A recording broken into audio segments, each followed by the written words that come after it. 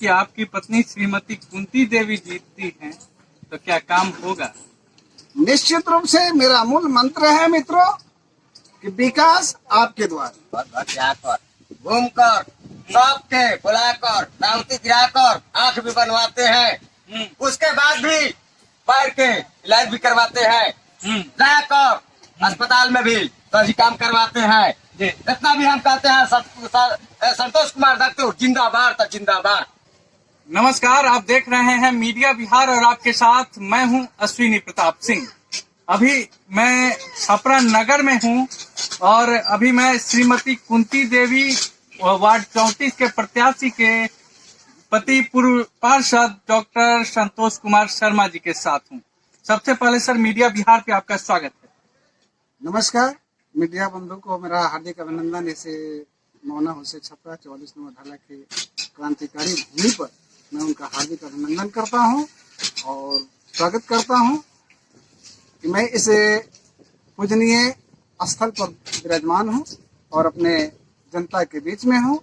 जो भी हमारी समस्या होगी जनता के बीच। सर थोड़ा टाइट बोलिएगा और मेरा पहला सवाल होगा आपसे कि आप क्रांतिकारियों की भूमि बोले हैं जी, और ये पूजनीय भूमि है क्योंकि ये क्रांतिकारियों की कर्म भूमि जी। छपरा। यहीं के लोक नायक जयप्रकाश नारायण हुए डॉक्टर राजेंद्र प्रसाद की भूमि है छपरा। तो कहने का अर्थ है कि अभी आपके नगर में जब हम घुसे तो सड़कों की बड़ा गंदा स्थिति था, तो उस पर आप क्या बोलना चाहेंगे? मुझे कहना है मित्रों कि ये तो यहाँ की परंपरा बन गई है। चूंकि इस तरह के प्रतिनिधि यहाँ जीत के जाते हैं, उनको इससे कोई मतलब नहीं।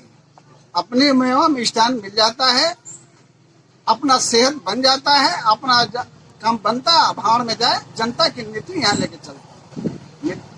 तो जनता का विकास नहीं होता है, जो समाज का विकास है नहीं होता है, कहने का अर्थ। जी जी। तो आप अगर जीतते हैं, यानी कि आपकी पत्नी श्रीमती कुंती देवी जीतती हैं तो क्या काम होगा? निश्चित रूप से मेरा मूल मंत्र है मित्रों कि विकास आपके द्वारा। मीन्स जो भी जनता के काम होगा, और इस बीड़ा को मैं उठा चुका हूं और कर भी रहा हूं पिछले 5 साल से। जब भी जनता की कोई जरूरत होता है, सरकार का कोई भी एजेंडा आता है, कोई भी स्कीम आता है, मैं जनता के बीच लाता हूं और उनके दरवाजे पर, जैसे ई श्रम कार्ड हुआ, हेल्थ कार्ड हुआ, आयुष्मान भारत हुआ, राशन कार्ड हुआ, वृद्धा मुस्माती विकलांग, ये सारी योजना अपने क्षेत्र में डोर टू डोर जा करके कैंप लगा करके और उनकी समस्या को हर संभव प्रयास करता हूँ निदान कर सकूं। सर बता रहे हैं कि हम जनता की समस्याओं का निदान करते हैं, और क्या सच में निदान करते हैं? इस बार आपका रिजल्ट बताएगा कि आप कितना जनता की सेवा कर रहे हैं। और सबसे पहला सवाल है कि युवा, बिहार में सबसे बड़ा मुद्दा है शिक्षा, रोजगार और गरीबी। ये तीन मुद्दा है, और इस पर आप क्या अगर आप जीतते हैं तो क्या कीजिएगा? मैं जीतूंगा तो सबसे पहले जो भी हमारी प्राथमिकता के योग्य होगी, सरकार के द्वारा निर्गत जो भी कार्य होगा, उसको सहर्ष स्वीकार करते हुए और उन जनता के बीच में ला करके और निश्चित रूप से उसे मैं उद्धार कर दूंगा। जैसे मुझे कहना है कि सारी समस्याएं दूर कर देंगे, वरना 34 वार्ड का सुपुत्र कहलाना छोड़ देंगे। 2002 से 2007 का जो समय रहा सर का, संतोष शर्मा जी का, बता रहे हैं कि हमने जो काम किया आज भी बोलता। क्या सही है? बिल्कुल 100% सही है, कोई दो मत नहीं है। कार्य को आज भी जांच पड़ताल कराई जाए या अपने नजरों से देखा जाए तो आपको महसूस होगा। कार्य की जांच पड़ताल आम जनमानस से बढ़िया और कोई नहीं कर सकता है, और हमारे चारों बगल इस वार्ड के लोग दिखाई दे रहे हैं। आपका नाम क्या होगा चाचा जी? जोगेंद्र महतो जी। आप इसी वार्ड के रहने वाले हैं जी। इस बार क्या लगता है, संतोष कुमार शर्मा जी जीतेंगे? आशा है क्या?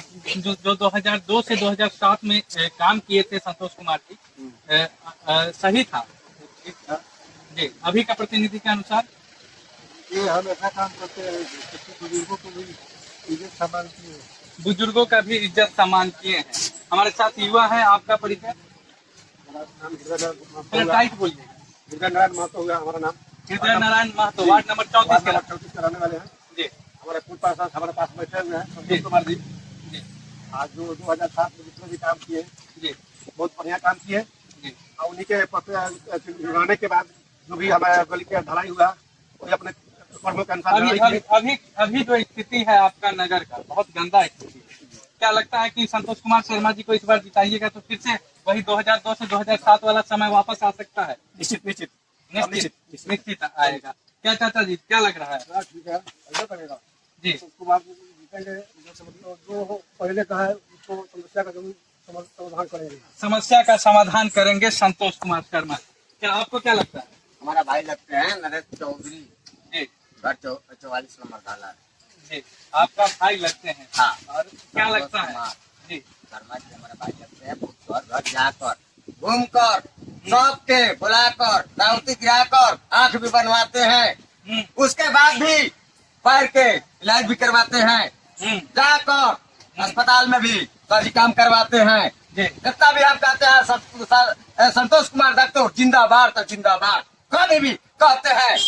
और कहते रहे। आज कोरोना काल में कितने लोगों का संकट का सामना करना पड़ा, लेकिन संतोष कुमार पदासीन नहीं रहने के बावजूद मैंने अनेकों स्थल पर, मैं अपने दरवाजे पर नहीं बुलाता हूँ, क्योंकि मेरा मूल मंत्र बताया है कि विकास आपके द्वार पर, और मैं कैंप किया हूँ। कैंप करके और लोगों को जो भी हो बन पाया मैंने दरवाजे पर आकर के उनके रोग, यानी कि लोगों के घर घर तक जा करके संतोष कुमार शर्मा सेवा करते हैं।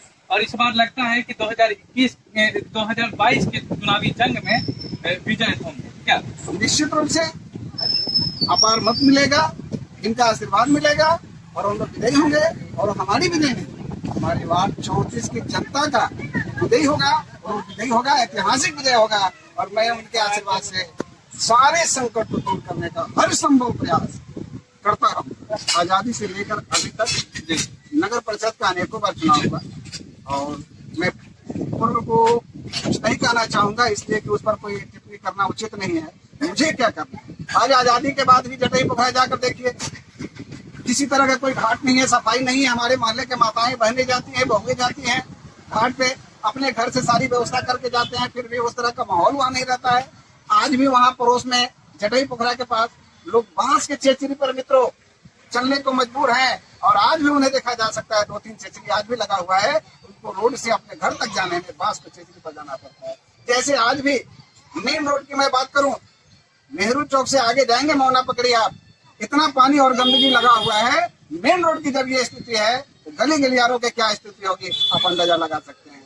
हमें पूजा पाठ करने के लिए, बच्चों को पठन पाठन के लिए, या किसी तरह का सामाजिक कार्य करने के लिए अनेकों बार सोचना पड़ता है, और मजबूर होकर के उन गंदे माहौल में, जन जमाव में, कीचड़ पाकी में हमें कार्यक्रम कराना पड़ता है।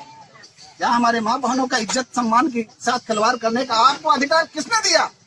ये अधिकार सरकार ने समाप्त किया कि आप खुले में शौच नहीं कर सकते।